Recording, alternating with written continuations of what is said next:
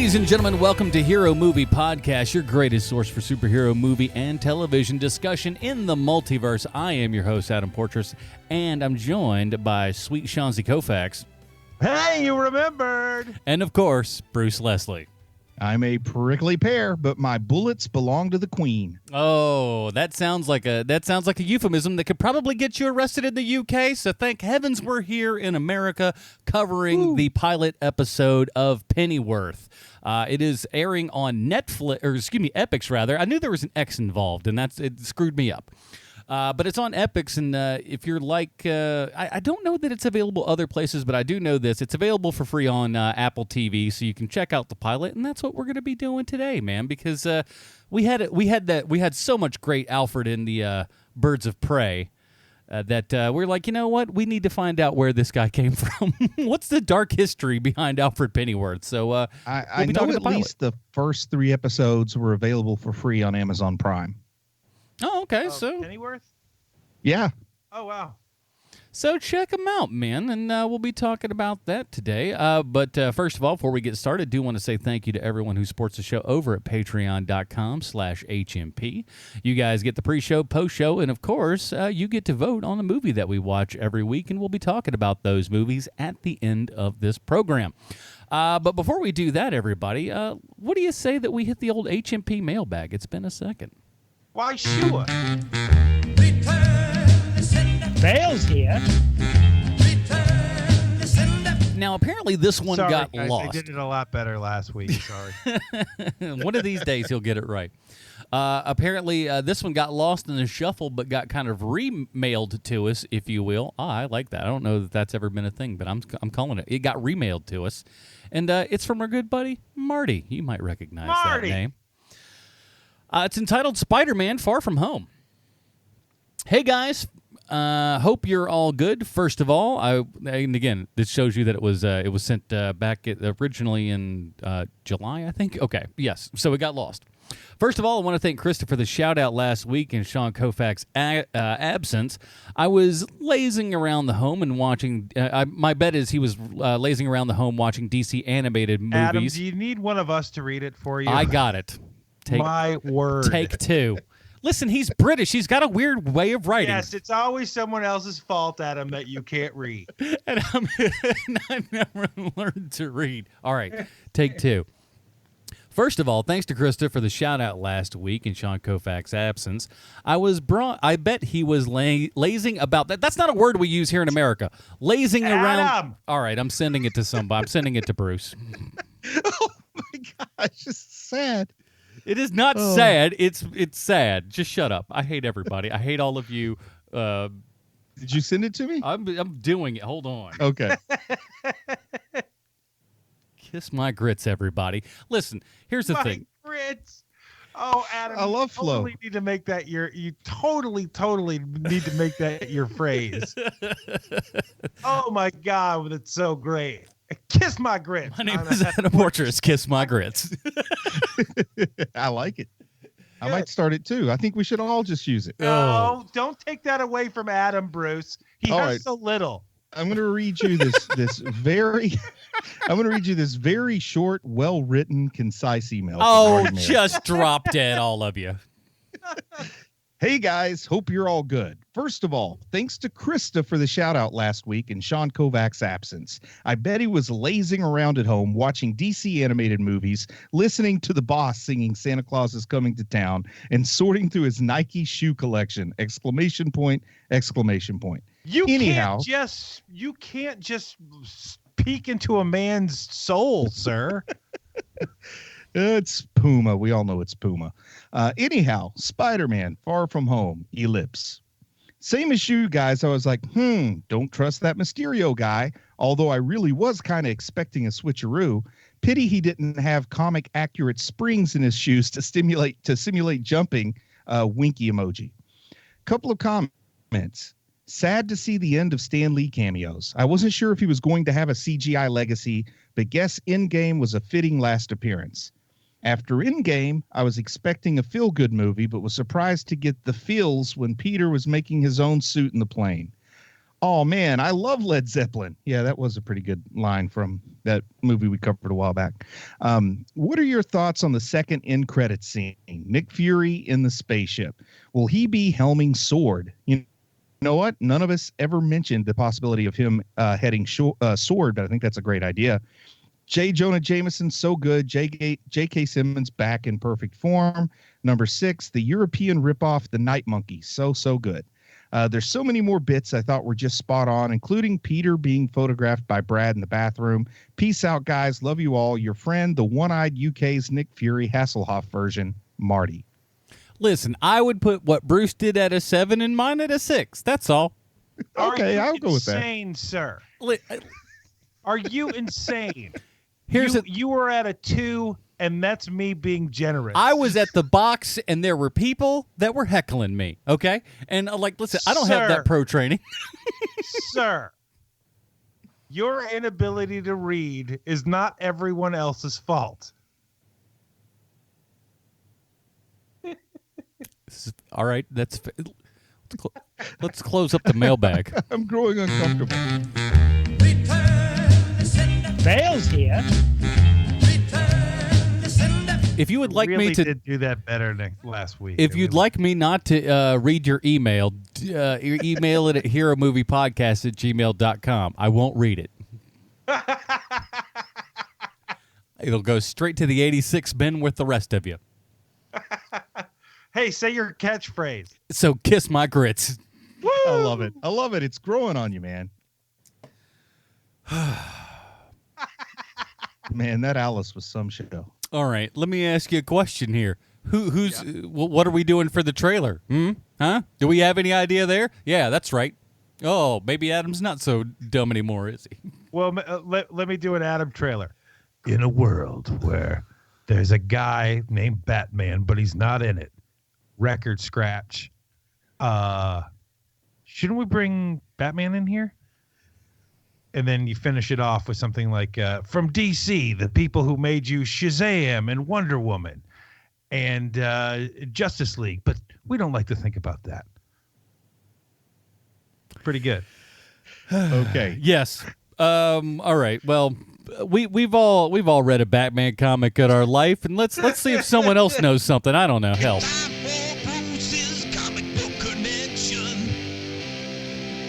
Welcome to the Poop on Adam show. Bruce, hit it. Oh, poor Adam. I'm fine. No, I'm cool. I'm grateful for Adam and everything he does for this show. I'll go on the record as that. I love Adam.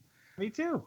Alfred Thaddeus Crane Pennyworth. Jesus Christ. I mean, come on. Name. How are It's you all made not up. a butler with that name? Well, he is a fictional character. Of course it's a made-up name. I know. That's why I said what I said. Alfred Pennyworth, based upon real life. I like it that there was a time when Sean was convinced that Alfred was a real guy, and this moment is when his eyes were open. Hold the phone here just a second. By that name, I'm to believe that this guy is what we call fictional. Get out of here. Alfred. That guy over there. Alfred. 4 names. Shaking my head. 4 names. Alfred Thaddeus Crane Pennyworth is Batman's longtime butler and, more importantly, surrogate father figure. Often considered to be the closest thing Batman has to a conscience, as well as the only one to know the secret to getting bloodstains out of Kevlar, Alfred has often had some interesting adventures of his own. To start with, one should know Alfred hasn't always been a butler. He was a classically trained English actor, as well as a special operations executive. Now, in the comics, his original last name was Beagle, a name he was given by writer Don Cameron, but in 1969, Bill Finger thought Pennyworth suited the character better, and I tend to agree. Finger at it again. Though made famous by comics, TV, and movies, all evidence suggests that the character was created for the 1940s Batman serials, but quickly pushed into print so that his first appearance would not be on screen, but rather in one of the books. In Alfred's first appearance, he was a clean-shaven and portly fellow, but in Detective Comics number 83, the English manservant went away to a health resort and came back slim and mustachioed. Alfred began solving crimes on his own as early as Batman number 22, having his own 4-page backup story in each issue, but they were comedic tales in which Alfred solved a crime and caught the culprits entirely by accident. Was there souffle humor as well? What's that? Was there souffle humor as well? Or, I mean, that seems like a rife for... I think it probably involved like Alfred eating a banana. When he was done, he threw the peel over his shoulder. The bank robber tripped on it, and then Alfred took the credit. Oh, so you haven't actually read these? No, it's kind of hard to get your hands on some of those. Maybe they've got some on DC Unlimited. I'll have to go check. Huh? That's because I was about to ask you the question of is it more like Scooby-Doo or is it more like the Superman's pal Jimmy Olsen? Oh, it's definitely not quite Superman's pal Jimmy Olsen. From what I can glean from the stories, it's kind of like, I don't know, like whenever the Three Stooges successfully would solve a crime. You remember Who's Harry Crumb?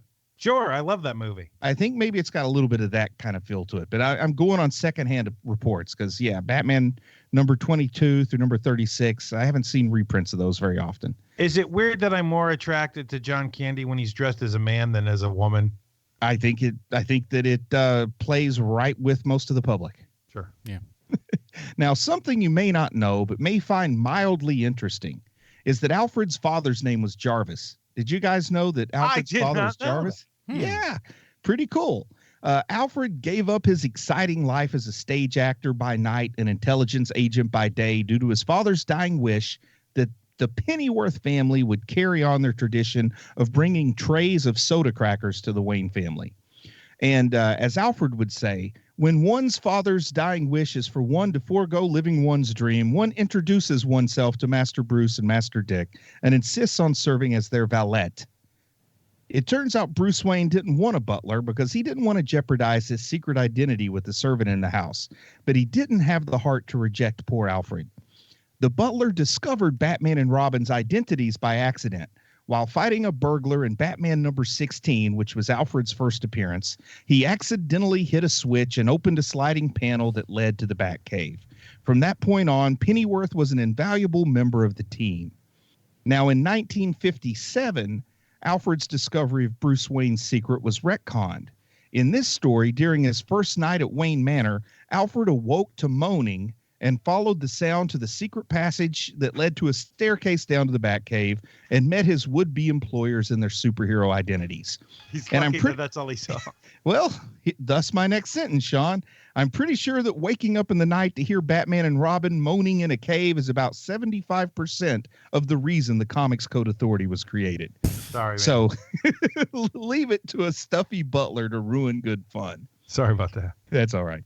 While pushing Batman and Robin out of the way of a falling boulder, Alfred was seemingly killed in Detective Comics number 328 from 1964. It was revealed in number 356 a couple of years later that he had been revived by a scientist named Brandon Crawford, and his attempt at regeneration resulted in a dramatic change. Alfred awoke from his apparent death with pasty white skin, circular marks on his skin, superhuman powers including telekinesis, and a desire to destroy Batman and Robin. Calling himself the Outsider, he indirectly battled the dynamic duo on a number of occasions. Eventually, he was bathed again in those regeneration rays, and it reversed the effects, and he was normal again with no memory of his time as a supervillain. Now, did either one of you guys ever know he was kind of like the Joker with superpowers for a while in the late 60s? No. Or mid-60s? Yeah, it's one of the cooler little trivia bits about Alfred's background. So around that time, is it still Golden Age or is it Silver Age? That's Silver Age. Yeah, that's the heart of the Silver Age. Alfred has also been romantically linked to Dr. Leslie Tompkins because it only takes one glance at Alfred to see he's a burning pyre of raw masculine sexuality just looking for an outlet. And one thing I will say is that whether it's Alan Napier, Michael Goff, or the extra sexy Sean Pertwee, I've never seen Alfred boom chicka his wow wow on screen. But if that's the sort of thing that interests you, something tells me Pennyworth is the show that just might scratch that itch. And as I said, this is 10 episodes. It is on Epix. Stars Jack Bannon as Alfred. And, We've seen a young, a younger version of Alfred in different forms of media and stuff, but never one quite this young. Like super young, man. It's. I understand that this is a long time ago in the Alfred story, but this guy kind of looks a little young to have the military experience we need to believe he has for this show. What do you guys think about Jack Bannon? I don't know. They sent kids off in 17, 18 years old half the time lying about their age and everything to go fight. So it didn't he seem... even has that line where he says that he's 16. But do you guys know how this show started? Do you know how it got into production? No. Because I wanted to check it out because it seems so weird that we've gone from one show without Batman to another show without Batman. And so basically Gotham is wrapping up. And the showrunner, Bruno Heller, and executive producer and director, Danny Cannon, decide that they want to basically keep going. But they know that they're not going to be able to keep going at Fox. And so they pitch Epix with this idea of Pennyworth because if you remember, we all liked Pennyworth, the Alfred character on Gotham. We thought that was a pretty good interpretation of that character. Mm-hmm. Well, so did they apparently, because that's what they pitched to Epix. And so when they pitch Epix with this, Epix they make the pilot, and Epix is already signed on for 10 just from looking at that pilot. And the way that they originally came up with the idea of the Alfred that we're seeing on screen right now is directly because of Michael Caine and Christopher Nolan. Because Michael Caine, which I didn't know, and I haven't really, this isn't set in stone, but from what I understand is that Michael Caine said to Christopher Nolan, this guy, you want to make him more than just the butler. You need to make him an SAS officer first, and then he becomes the butler for the Waynes. And so that's the story that I'm hearing about it. And then so now Alfred Pennyworth is now a former SAS officer, according to the Nolan and Michael Caine. Well, Frank Miller wrote Batman Year One. I think that was the boy. I hope I'm not getting my comic stories crossed here, but I think maybe those elements were introduced by Frank Miller back with Batman Year One, but I could be wrong there. I could be wrong. I could be thinking of the Batman Earth One hardcover one shot that came out about 6 years ago, 5-6 years ago. So sometimes I get my wires crossed. Maybe Nolan did create that, but I kind of felt like maybe Frank Miller introduced the idea of that sort of background. It totally could be that, but it's one of those things where it's a good story, and that's why I said the story. And what's interesting, I didn't know any of those details you just shared, but when I heard about the original premise for the show and I set out to watch it, I was thinking, okay, I know Gotham pretty well, and I know Sean Pertwee's Pennyworth would be the kind of guy you'd want to have in this. And as soon as I hear the accent that Jack Bannon is doing, I'm like, oh, well, that's a Michael Caine accent. So I guess, they're going with the Michael Caine interpretation instead of the Sean Pertwee, because I am far, far from having a keen ear for accents. But I can definitely tell the difference in a Michael Caine accent and a Sean Pertwee accent.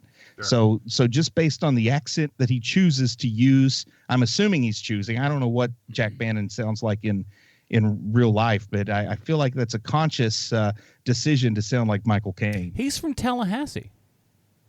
Oh, I thought he was from Texas. Not true.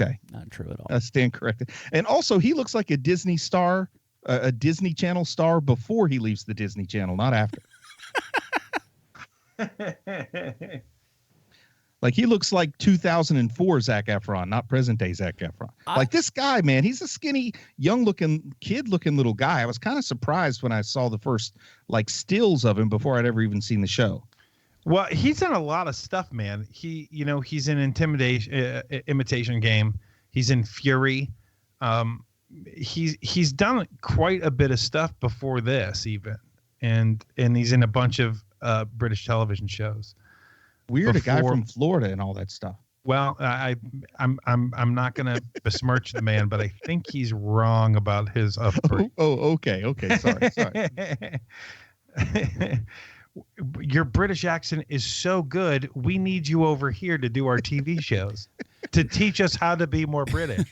I love that concept. I love that thought. I'll say this though, like something that and again, I'm not the best with accents and everything, and I want some of our we won't read them, but I'd like some of our British listeners to email us and give us kind of a thing, because when I watched this though, I felt that they were almost purposely giving him kind of a lower class sort of accent and everything, that he hasn't quite grown into the more posher elite kind of guy.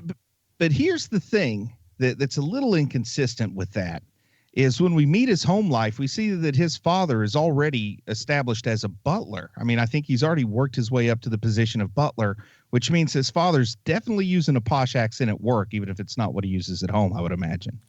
True, but how good could he be? I put this to you. How good could he be if he's not living in their home? Can't be that rich. You're only rich if your butler's living on the quarters, on the premises. Maybe he snores, so they don't want him sleeping there. You've got a West Wing, one would imagine. And also, by the way, this show's a lot more fun if you just take out Pennyworth and put in Belvedere. Ooh, oh man, I would watch that.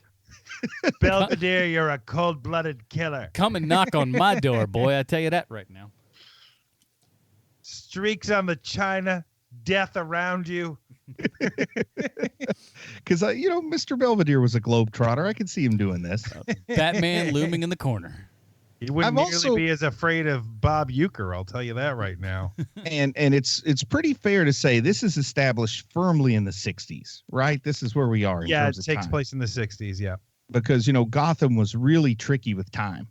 But this is firmly in the 60s. We get these flashbacks from a guy who's young. So these flashbacks aren't 15 years ago, right? These flashbacks have to be max 18 months ago. That's the part that's all fishy, because they kind of allude to the fact that he had been in the war for years, for many years.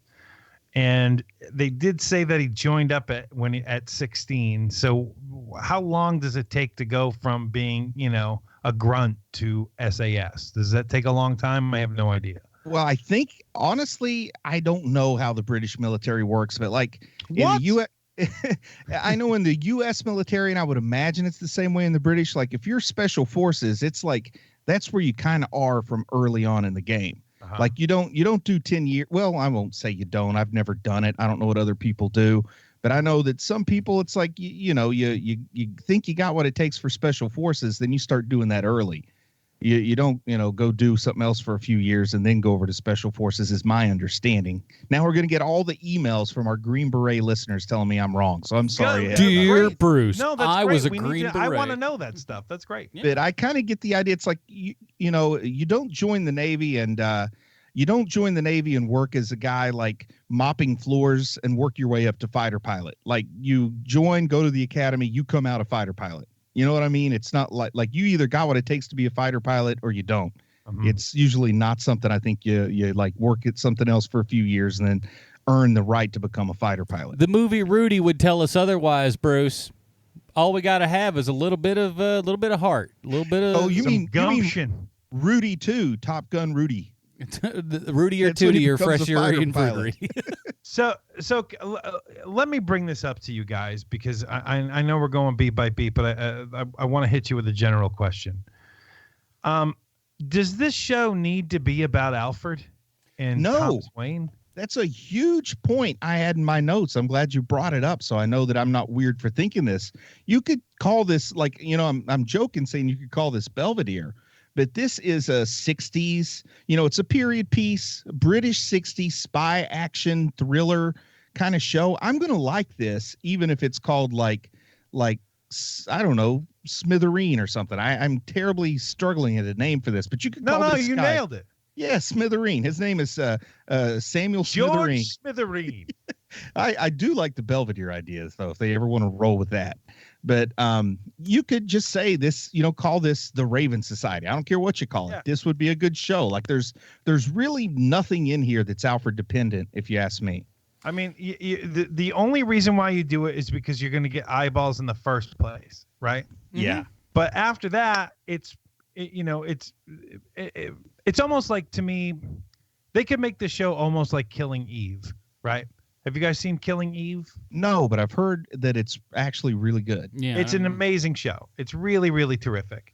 And I only started watching it like 2 months ago, and it's been and it's already done with the second season. It's terrific. But at issue is that it's a show called Killing Eve. I don't know anyone on the show except for the Asian lady who is in that wine movie. Oh, yeah, Sandra Oh. Yeah. Yes. And that's not enough to make me go, oh, Sandra Oh's in that? Like, I like her. I think she's great. She's fine. But this is the show that she's meant to be in, right? But so here's the thing, is that they make the show. The show is fantastic. You can't stop watching it once you start watching it. However, in order to get there, you need the word of mouth to get you there, right? And so I think that might be the case with this show.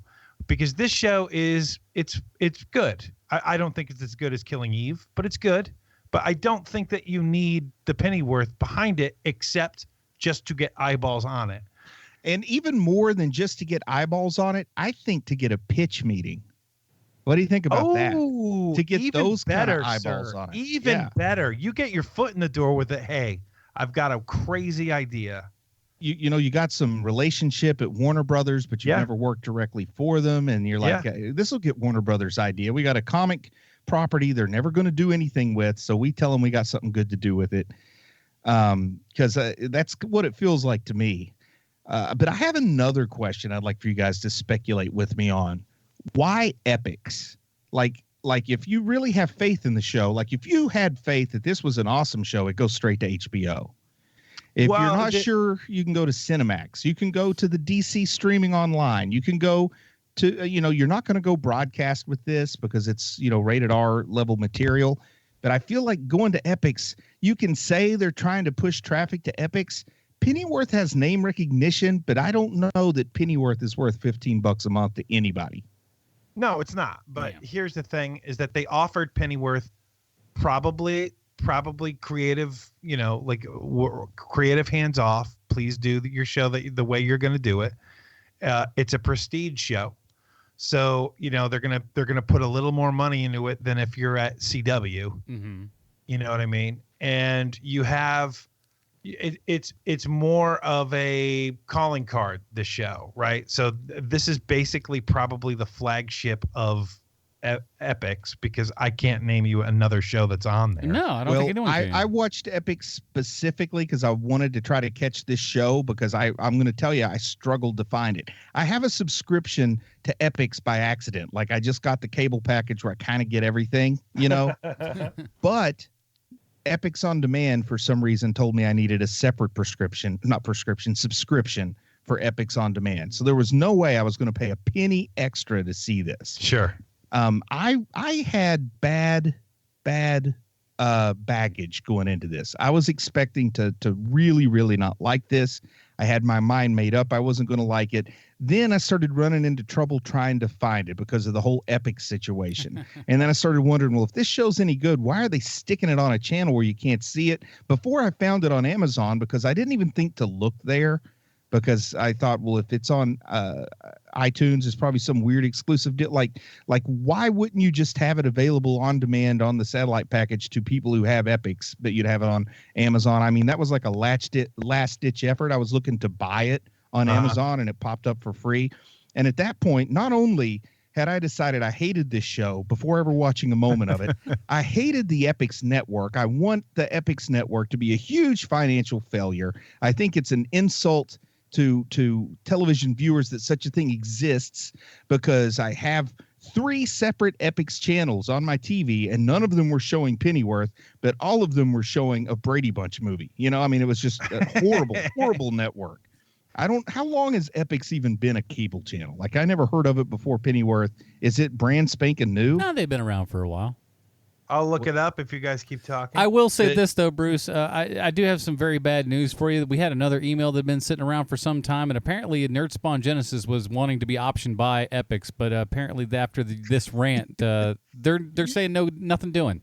Hey, nobody would see it anyway if it's on Epix. I'm holding out for at least give me At least give me the Food Network. People watch that. The bare minimum is Showtime.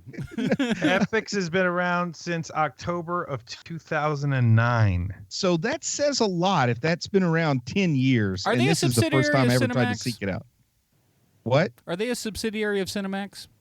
They're owned by Warner Brothers. They're HBO Cinemax, yeah. Oh, okay. Well, Yeah, Epix, HBO, Cinemax, it's all Warner Brothers. But that was kind of like a big question I had is, man, if they had any respect for this show, they wouldn't stick it on Epix. So I had a lot of bad baggage going into it. Started watching the show, and I'm just looking for things to hate.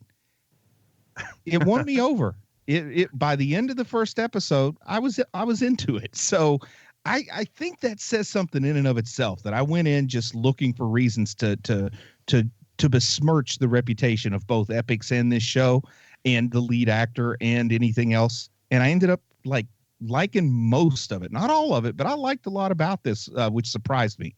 I think it's great that you're able to separate your hate for Epix from the show. yeah. Sometimes people Good can't job do stuff by like you. that. Sometimes it doesn't work like that. Yeah.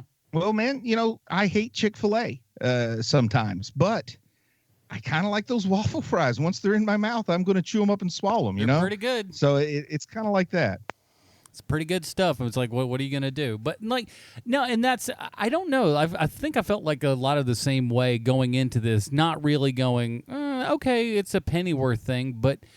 And I think that's what, Sean, you had it dead on, is that it could have nothing to do with Pennyworth and it would still be a pretty darn interesting show. And I think that's one of their smart things, is that while there's plenty of it, we get the whole Thomas Wayne, and we'll get into that. But it doesn't feel like they're just leaning on that, and we're not seeing like little, at least as far as this pilot goes, we're not seeing like stencils of bats everywhere just going like, look what could be on the horizon. I don't need any of that crap. Just give me a good, interesting show, and it feels like they've done that. And one thing I'll say that's different between this compared to something like, let's say, Swamp Thing. This actually looks pretty expensive. Like this looks like HBO budget when I'm watching it. I mean, I don't necessarily see the dollars on screen like you might, Adam, or maybe even you, Sean. But this looks like something that is expensive to produce. I'm impressed with the resources they appear to have. Well, let's get into that. It's a beautiful show. The pilot does look like a ton of money was dumped into it, for sure. And it's the reason why they went with Epix in the first place, Bruce, like we were talking about earlier. But, I did watch the second episode of the show, and already you can tell, like, oh, okay, so they put all the money into the pilot, which is fine. Yeah. It still works. The second episode works also. Because I wanted to get over the pilotitis of it all, because as you know, as I've talked about in the past, you can't really judge a show by its pilot, good or bad. A lot of real crummy pilots out there for amazing shows. Yes. The 30 Rock, the 30 Rock pilot is not great. Seinfeld pilot, and it's one at of my best. favorite shows. Yeah. Say what? Seinfeld pilot.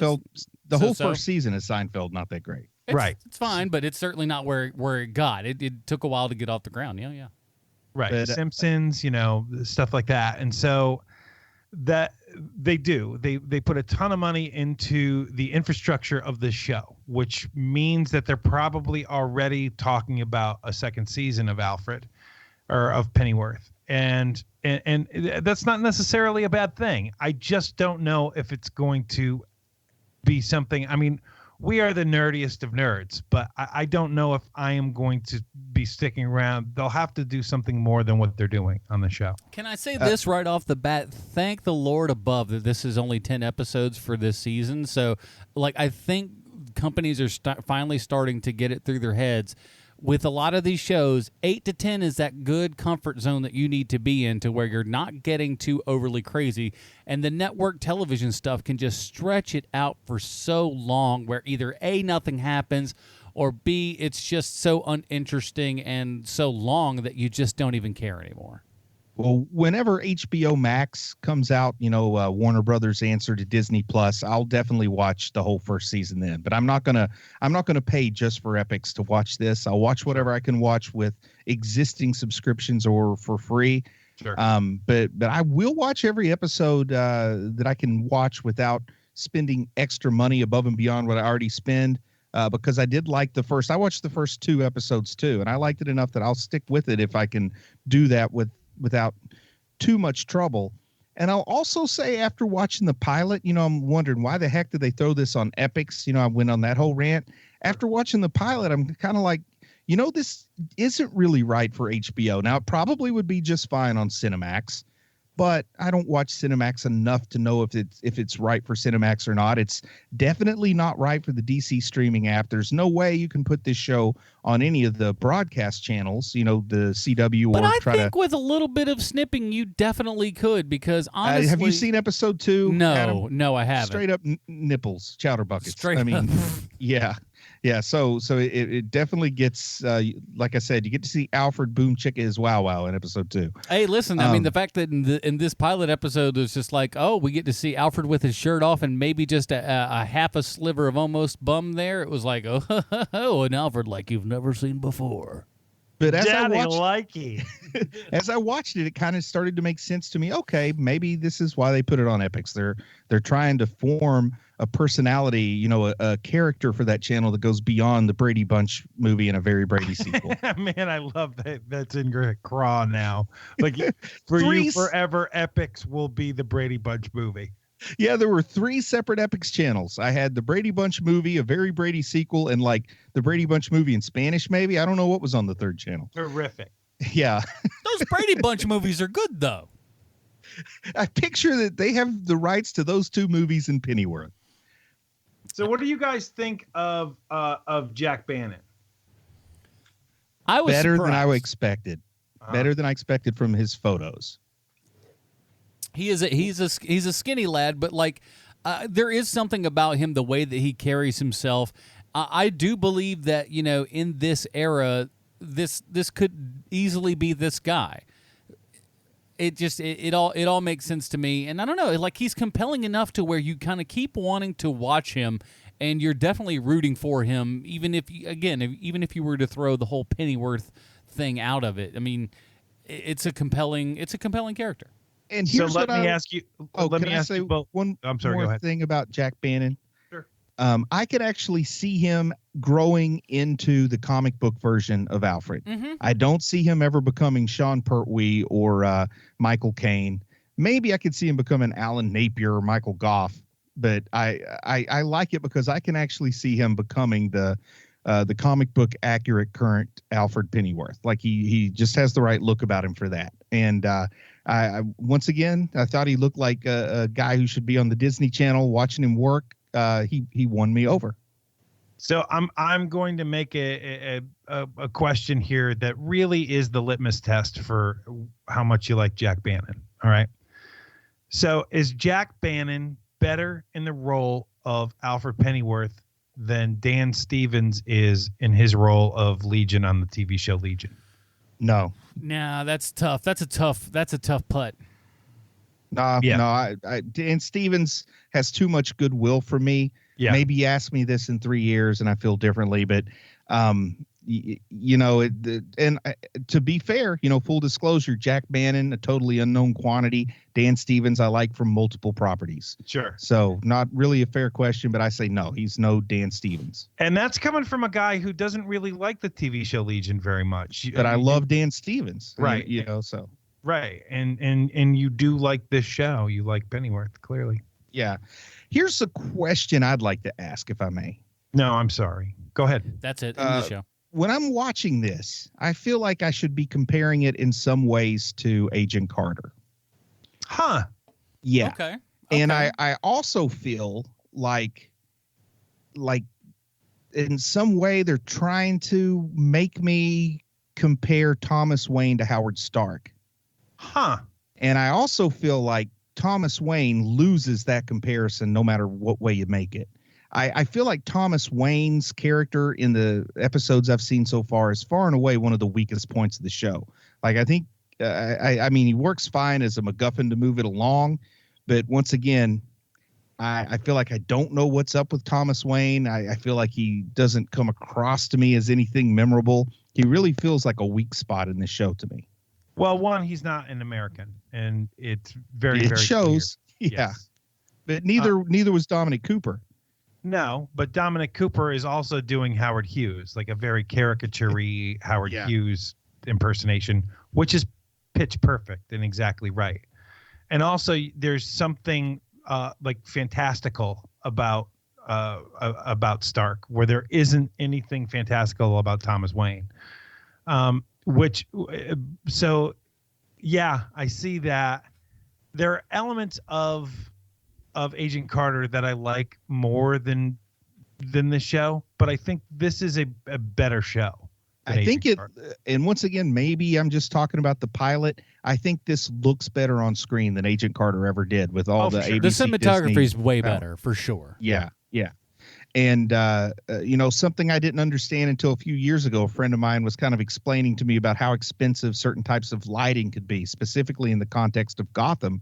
And now I'm seeing it on the screen. I think a lot of the differences come down to really, really good lighting here. Yeah.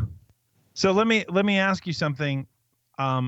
When it comes to Thomas Wayne, let's say everything goes perfect for this show and they get into their, let's say, third season.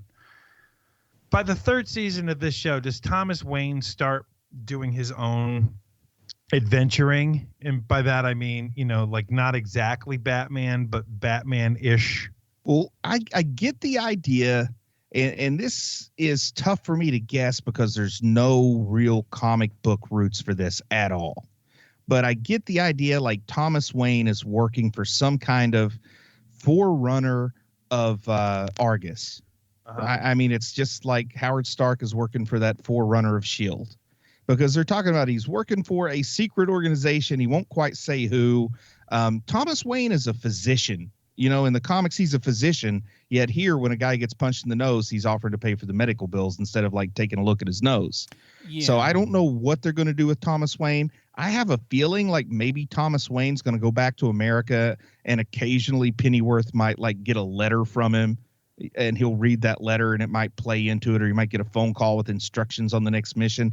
I have a feeling like they're going to say, you know what, this show doesn't really need the Wayne connection till the last season if we don't want it to. Right. Yeah, and honestly, that's what I was kind of hoping that they would end up doing is just like, let's say we've got a 10-episode arc here. He's in maybe 3. And then, we bring him back sparingly every now and then, just to show that, like, hey, remember that connection's here. Here's where something might kind of go in the future.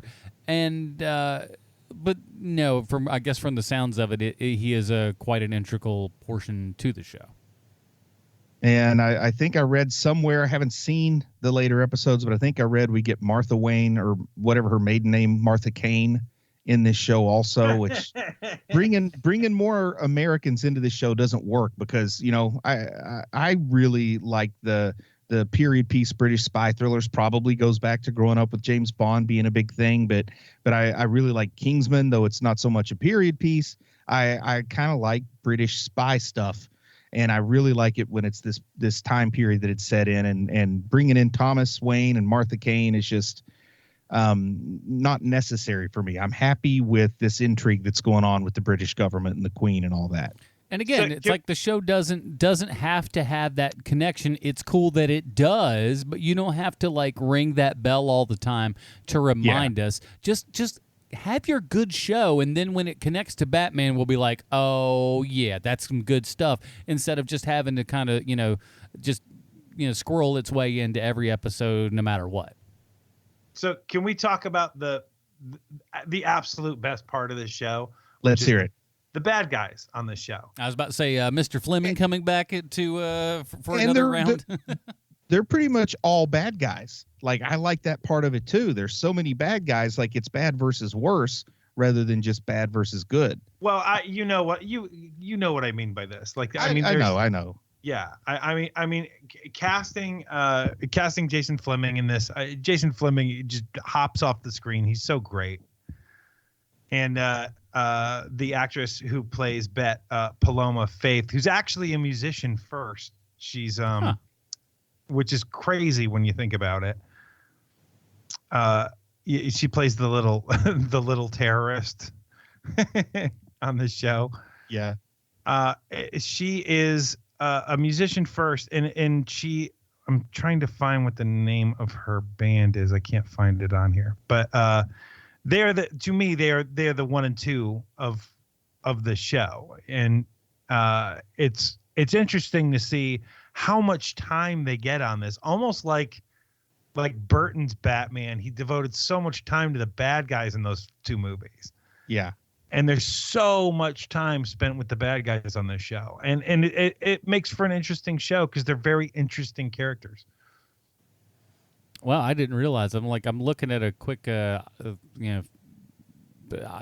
rundown of her and everything. But yeah, she's huge. She's almost like acting is not even a thing, really. Almost. Oh, you're talking about Paloma Faith still? Yeah. Yeah. Okay. Yeah, I love her. I love her in this show. She's, and I don't know how much we want to talk about what happens in episode 2, and I saw a little bit of episode 3, but she really gets to be a lot of fun. She gets to the point where she's acting on her own behalf, and a lot of fun is to be had with that character, Sykes.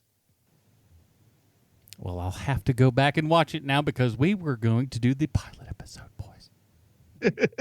Well, I'm not getting into watched. any details even of the pilot, really. I'm talking about overall feelings, but yeah, I like that character a lot. She's great. I also, I also kind of like the I don't know, barons and the lords, a couple of the old guys. I think somebody's the prime minister. I can't really keep track who's who, but it doesn't matter. Like I said, the basic idea here is there's 2 evil societies who want to decide which evil society gets to rule England. It's like Adam's idea of politics, basically. Yeah. There's 2 evil societies battling each other for who's going to be in charge. And I think they've got great people lining up with both. And then Paloma Faith as Sykes is a nice little kind of, I don't know if you'd call it a notch in the cog of the wheel that's turning this whole thing around. It's just a lot of fun. I also felt like really I was watching a British version of Strangers with Candy for half a second. and I like the I don't know what you would call it, the sidekicks for Pennyworth, his former army friends. One of them is an absolute loose cannon for sure. I mean, I'm having fun with all this stuff.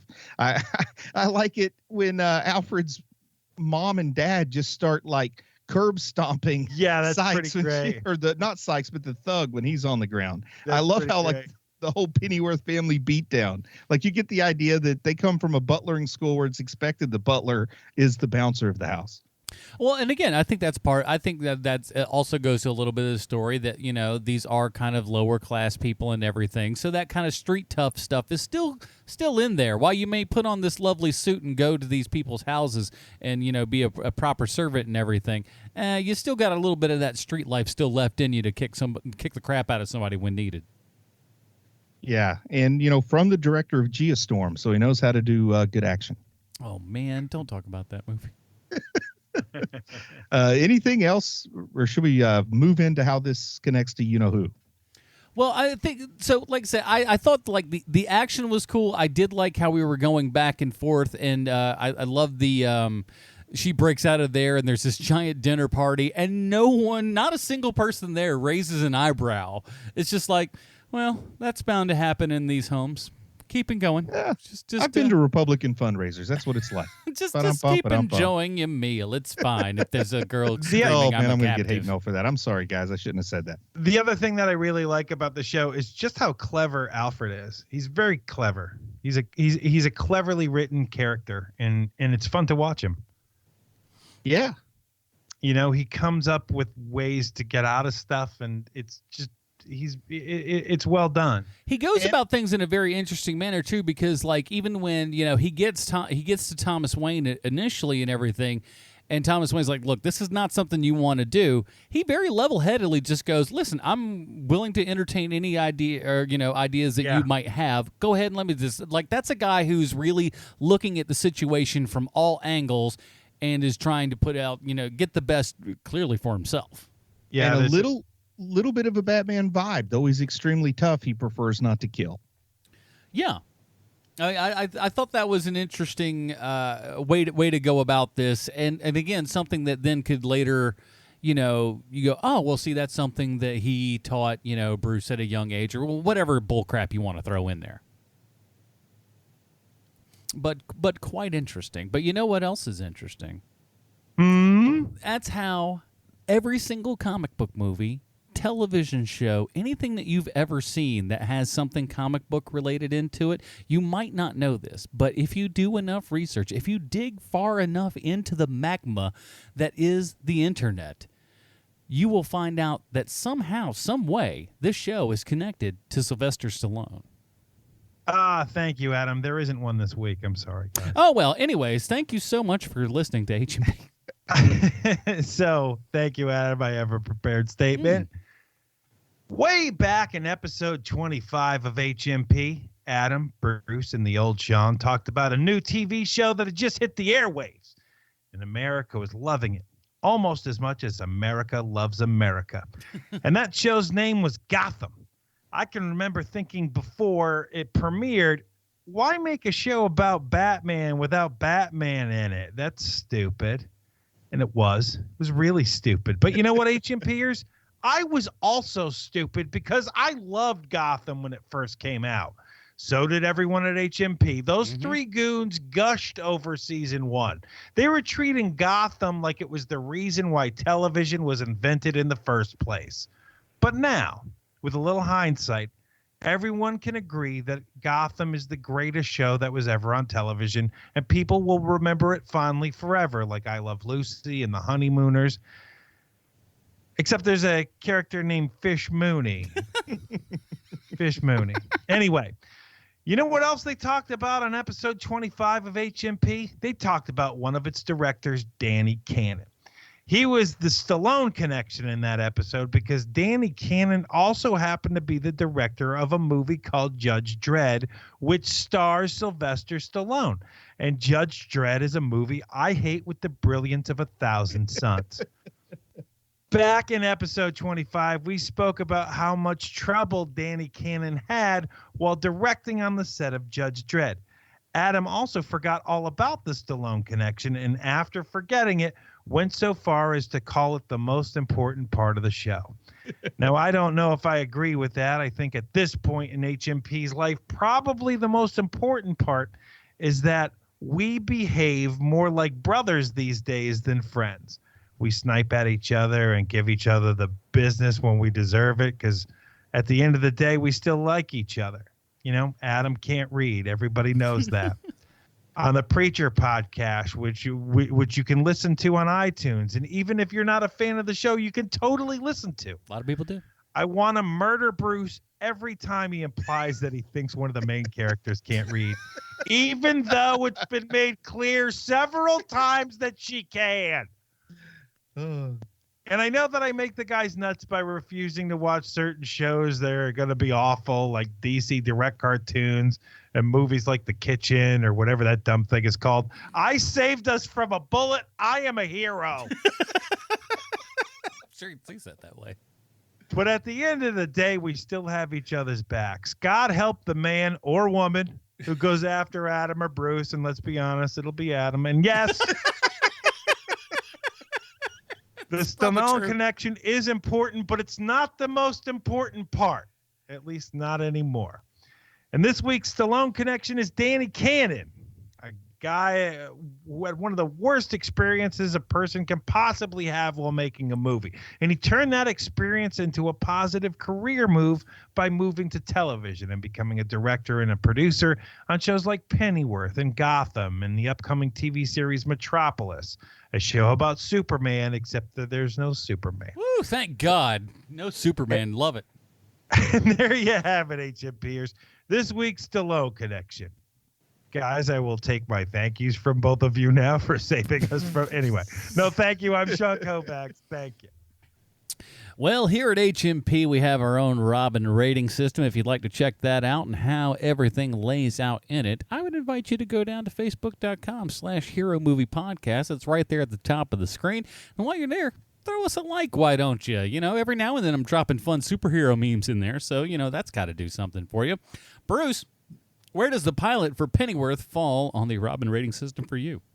Yeah, and just to be clear, this rating applies only to the pilot. Only to the pilot. I have seen some other episodes, but just to the pilot, the very fact that it was able to turn me. You know, I was like Ivan Drago in Rocky IV. I went in wanting to kill this guy. By the end, we were hugging each other and saying, if I can change, if he can change, we all can change. That isn't how Rocky 4 ends. Yeah, it is. No, he's out on the canvas at the end of that movie. If I can change and he can change, we all, the crowd. Yeah, that's it. I'm the crowd. They went in cheering for Drago. They were cheering for Ivan Drago and hating Rocky. By the end, they're cheering Rocky, Rocky in Russian accents. That's what I'm doing. I'm cheering in a Russian accent with Ivan Drago. We're hugging each other in the ring and saying, if I can change and if he can change, we all can change. So it's got to be a good show to do that. Of course, I'm not getting carried away. This isn't best of the best stuff here, but it definitely deserves some props for being able to turn me when I went in with so much ill will. So I'm going to have to give it a Tim Drake. It didn't spit on me. Bruce Leslie. Sean? I'm giving it a Damian Wayne. I think it's fine. I don't think that it needs to be a Batman property. I do like Alfred on the show. There's just, to me, there's not enough to recommend it. It's a fun caper, but that's about all it is to me. So I'm giving it a Damian Wayne. It is a tough recommend, just on account of, like you said, it's also Epix. It's not easy to find. It's not easy to figure out where and when and how and all this kind of good stuff, which unfortunately, I hate to be the guy who points to the stand, in the worst way, but I don't see this show going beyond a season or two, really, because it's not on a big giant place, or maybe they might get some love in the secondary market if it goes like directly to Netflix and then people find it and dig it or whatever. But I don't know that that's going to happen. But that being said, overall, it's a really good show. There's a lot of fun to it. I can't believe that I saw something that was like, hey, here's the backstory of Alfred, a joke that 10 years ago we would have just made of like, next thing you know, they're going to be making an Alfred thing. And I don't think that we would have ever thought it would have been anywhere close to this decent, So, I mean, it's a Tim Drake for me. So, like, real good, but and has the possibility to do some other stuff. We'll see. But I will say this. I'm interested to watch at least a couple more episodes just to kind of see where they go with it. But, it, like I said, Epix may be the differentiating factor of whether or not we watch it or this show goes on, for heaven's sake. Is that the fact that it's on Epix? I could see it being the highest rated show on Epix and still not being able to justify a second season. It's the highest show on Epix. It was seen by 15 people. So, but we'll keep an eye out on everybody, so don't worry about that. But next week, we're going back to the Patreon people, because the people that help support this show, we say, you know what? Every now and then, you guys are going to get a little bit of say in what we're doing. So we have a vote every single month. It doesn't matter if you're $1 on up, you will be able to vote for this. And I've got our list right here, and apparently at least one of them has disappeared. So I'll need a little bit of help. So we had the Spirit, the Sam J. Jones Spirit. Everyone that's our new surrogates there, essentially. Another episode of Wonder Woman, Superboy, or what was the last one we figured out? Casper, the Friendly Ghost. That's right. So you've got quite the diverse lineup there. Oh, wait a minute. All of a sudden, it decided to come back. Casper and Hercules. There you go. Yeah, Hercules. Hercules starring Dwayne "The Rock" Johnson. Yeah, we'll go back to the early times before we were all like, yay, we love The Rock. We were like, we're still questioning The Rock. Is that a wolf on his head or a bear? I can't remember. Wolf head. Lion, that's what it is. But actually, that was just The Rock's hair. He just grows it that way. That's what happens. So we'll be putting those up for vote at patreon.com/HMP, and all of those of you that support us get to vote. In the meantime, Bruce, where might we find more of your work on the internet?